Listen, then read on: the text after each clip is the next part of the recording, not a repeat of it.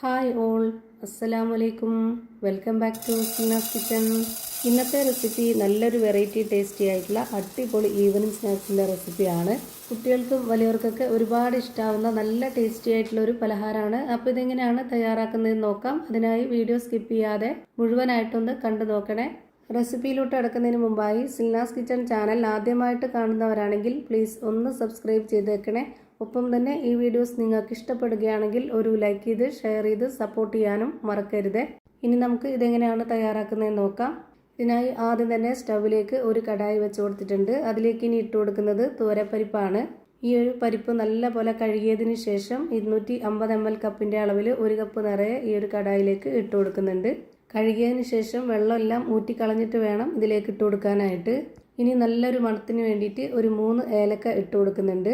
അടുത്തതായി ഇതിലേക്ക് ഒരു കവറ് പാലൊഴിച്ച് കൊടുക്കുന്നുണ്ട്. പാല് തേങ്ങാപ്പാലോ പശുവിൻ പാലോ ഏതായിരുന്നാലും കുഴപ്പമൊന്നുമില്ല. ഒട്ടും വെള്ളം ചേർക്കാതെ നല്ല കട്ടിയായിട്ട് വേണം ഇതിലേക്ക് ഒഴിച്ചു കൊടുക്കാനായിട്ട്. ഈ പാലും കൂടെ ഒഴിച്ചു കൊടുത്തതിന് ശേഷം പിന്നെ നമുക്ക് ഫ്ലെയിം ഓൺ ആക്കി കൊടുക്കാം. അത് ലോ ഫ്ലെയിമിലാണ് ഞാനിപ്പോൾ ഇട്ട് കൊടുത്തിട്ടുള്ളത്. എന്നിട്ട് ഇത് നല്ല പോലെ ഒന്ന് ഇളക്കി കൊടുക്കുന്നുണ്ട്.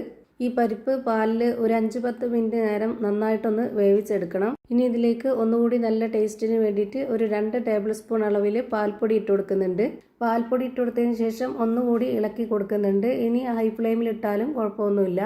ഇനി ഞാനിതിലേക്ക് മധുരത്തിന് വേണ്ടിയിട്ട് കണ്ടൻസ്ഡ് മിൽക്കാണ് ഒഴിച്ചു കൊടുക്കുന്നത്. പഞ്ചസാരയാണെന്നുണ്ടെങ്കിൽ അതിട്ട് കൊടുത്താലും മതി. 200 ഗ്രാം അളവിൽ ഒഴിച്ചു കൊടുത്തിട്ടുണ്ട്.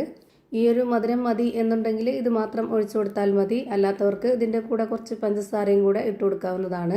ഇനി ഇത് നന്നായിട്ടൊന്ന് ഇളക്കി കൊടുക്കണം. അതുപോലെ തന്നെ ഒരു 10 മിനിറ്റ് നേരത്തേക്ക് ഇത് നന്നായിട്ടൊന്ന് വേവിച്ചെടുക്കാം. ഇതിൻ്റെ ആ ഒരു മധുരത്തിനെ ബാലൻസ് ചെയ്യാനായിട്ട് ഒരു നുള്ള് ഉപ്പും കൂടെ ഇട്ട് കൊടുത്തിട്ടുണ്ട്. ഇപ്പോൾ ഇതാ നല്ലപോലെ ഇത് വെന്ത് കിട്ടിയിട്ടുണ്ട്. ഇനി നമുക്കിതിൻ്റെ ഫ്ലെയിം ഓഫ് ചെയ്ത് കൊടുക്കാം. ഫ്ലെയിം ഓഫ് ചെയ്തതിന് ശേഷം ഇതൊന്ന് ചൂടാറാനായിട്ട് വെയിറ്റ് ചെയ്യണം. എന്നിട്ട് നമുക്കിതൊരു മിക്സിയുടെ ജാറിലേക്ക് മാറ്റിയിട്ട് നന്നായിട്ടൊന്ന് അരച്ചെടുക്കണം. ഒറ്റ പ്രാവശ്യമായിട്ട് ഇതിൽ അരച്ചെടുക്കാൻ പറ്റില്ല. അതുകൊണ്ട് തന്നെ ഞാനിവിടെ 2 പ്രാവശ്യമായിട്ടാണ് മിക്സിയുടെ ജാറിൽ ഒഴിച്ചു കൊടുത്തിട്ട് അരച്ചെടുക്കുന്നത്. ഇതിൽ ഒഴിച്ചു കൊടുത്തിട്ടുള്ള ആ ഒരു പാല് തന്നെയാണ് കണക്ക്. ഇനി നമുക്ക് വേറെ വെള്ളമോ പാലോ ഒന്നും തന്നെ ഒഴിച്ചു കൊടുക്കേണ്ടതില്ല. അരച്ചെടുത്ത് മാറ്റി വെക്കുന്നുണ്ട്. ഇനി സ്റ്റവിലേക്ക് ഒരു പാൻ വെച്ച് കൊടുത്ത് ഫ്ലെയിം ഓൺ ആക്കിയതിന് ശേഷം അതിലേക്ക് കുറച്ച് നെയ്യ് ഒഴിച്ചു കൊടുക്കുന്നുണ്ട്. എന്നിട്ട് ഇതിലേക്ക് അരച്ചെടുത്ത മിക്സ് ഒഴിച്ചു കൊടുക്കുന്നുണ്ട്. അങ്ങനെ 2 പ്രാവശ്യമായിട്ട് അരച്ചെടുത്തത് മുഴുവനായിട്ടും ഇതിലേക്ക് ഒഴിച്ചു കൊടുക്കുന്നുണ്ട്. എന്നിട്ട് ഇത് ലോ ഫ്ലെയിമിൽ ഇട്ടുകൊണ്ട് കൈവിടാതെ നന്നായിട്ട് ഇളക്കി കൊടുക്കാം. ഫ്ലെയിം കൂട്ടി വെക്കരുത്, എന്നാൽ പിന്നെ പെട്ടെന്ന് കരിഞ്ഞു പോവും. അതുകൊണ്ട് തന്നെ ലോ ഫ്ലെയിമിൽ ഇട്ടിട്ട് ഇതുപോലെ നന്നായിട്ട് ഇളക്കി കൊടുത്തുകൊണ്ടിരിക്കണം. ഇത് നമുക്ക് ഒരുപാട് നേരിട്ട് ഇളക്കി കൊടുത്തുകൊണ്ടിരിക്കേണ്ട ആവശ്യമില്ല. പെട്ടെന്ന് തന്നെ ഇത് നന്നായിട്ട് ടൈറ്റായിട്ട് വരുന്നുണ്ട്. വീണ്ടും ഇതിലേക്ക് നെയ്യ് ഒഴിച്ചു കൊടുക്കണമെന്നുള്ളവർക്ക് ഒഴിച്ചു കൊടുക്കാവുന്നതാണ്. ഞാനിപ്പോൾ ആദ്യം ഒഴിച്ച ആ ഒരു നെയ്യിൽ തന്നെയാണ് ഇത് ചെയ്തിട്ടെടുക്കുന്നത്. ഒരു 4-5 മിനിറ്റ് സമയം വരെ ഇത് നന്നായിട്ട് ഇളക്കി കൊടുക്കുമ്പോൾ ഇത് കറക്റ്റ് ഈ ഒരു പരുവത്തിൽ കിട്ടും. അപ്പോൾ നമുക്കിതിൻ്റെ ഫ്ലെയിം ഓഫ് ചെയ്ത് കൊടുക്കാം. എന്നിട്ട് ആ ഒരു ചൂടോട് കൂടി തന്നെ നമുക്കിഷ്ടമുള്ള ഏതെങ്കിലും ഒരു പാത്രത്തിൽ ഒഴിച്ചു കൊടുത്തിട്ട് സെറ്റാക്കാവുന്നതാണ്. ഞാനിവിടെ ഇതുപോലൊരു മൗൾഡിലാണ് നെയ്യൊന്ന് തടവിയെടുത്ത ശേഷം അതിലേക്ക് ഒഴിച്ചു കൊടുത്തിട്ടുള്ളത്.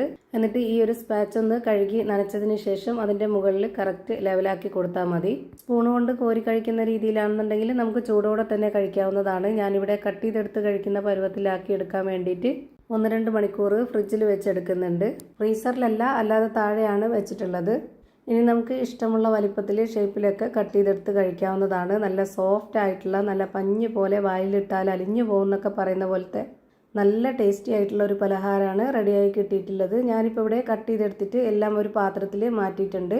അപ്പോൾ ഇത്രയേ ഉള്ളൂ ഇന്നത്തെ വീഡിയോ. വീഡിയോ ഇഷ്ടമായാൽ ലൈക്ക് ചെയ്യാനും കമൻറ്റ് ചെയ്യാനും ഷെയർ ചെയ്യാനും മറക്കരുത്. അതുപോലെ തന്നെ ഞാനിടുന്ന പുതിയ വീഡിയോസ് നോട്ടിഫിക്കേഷനായിട്ട് കിട്ടുന്നതിന് വേണ്ടി സബ്സ്ക്രൈബ് ചെയ്ത് ബെല്ലൈക്കൺ അമർത്തി അതിൽ ഓൾ എന്ന ഓപ്ഷൻ എനേബിൾ ചെയ്ത് കൊടുക്കാനും മറക്കരുത്. പുതിയൊരു വീഡിയോയുമായി വീണ്ടും വരും. Thank you for watching.